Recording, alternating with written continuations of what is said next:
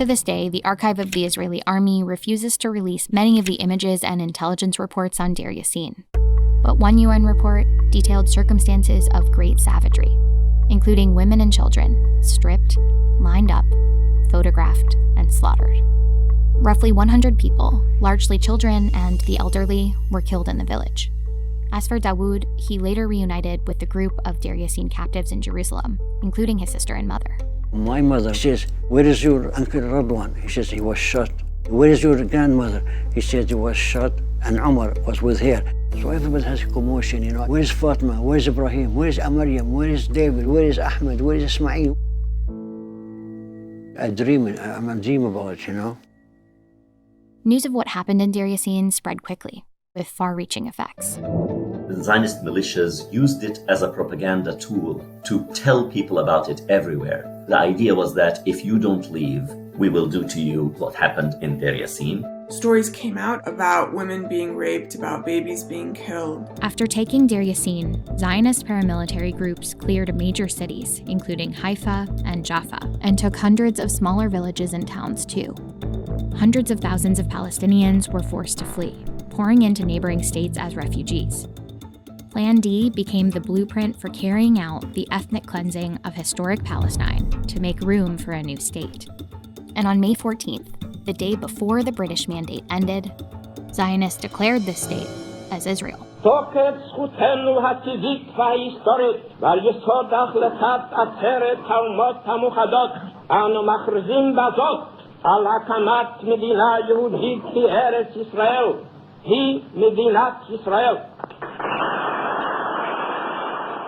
But the creation of Israel didn't end the Nakba.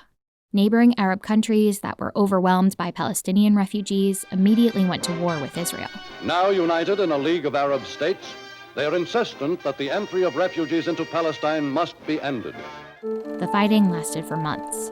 Arab armies eventually lost while Palestinians continued to be killed and forced out throughout that time. Palestinians who fled often carried only enough to stay away for a few weeks, hoping they'd eventually return home. A lot of them locked their doors, put their key in their pocket, and then moved to safer ground. When you leave the house and you take your key with you, it's because you're planning to go home. In the case of the Palestinians, those refugees weren't allowed to return. Refugees trying to return were often shot at.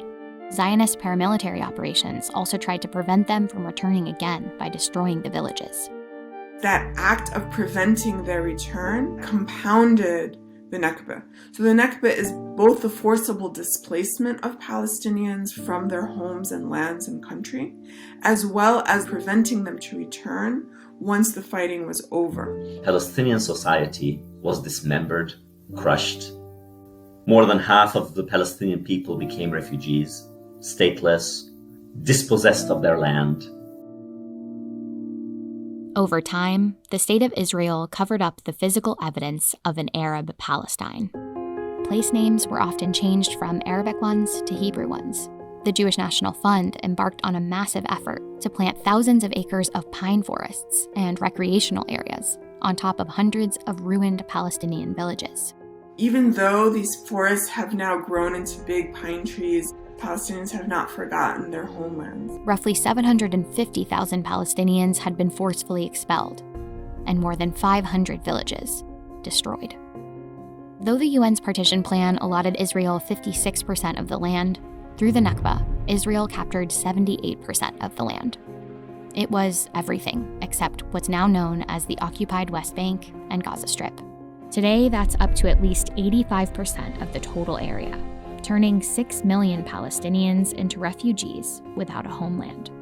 It's why, around the same time that Israelis are celebrating Independence Day, Palestinians are out protesting on May 15th, holding up keys as a symbol of the homes they lost and the hope to return. For them, the Nakba isn't just a moment in history. It's a catastrophe that never really ended.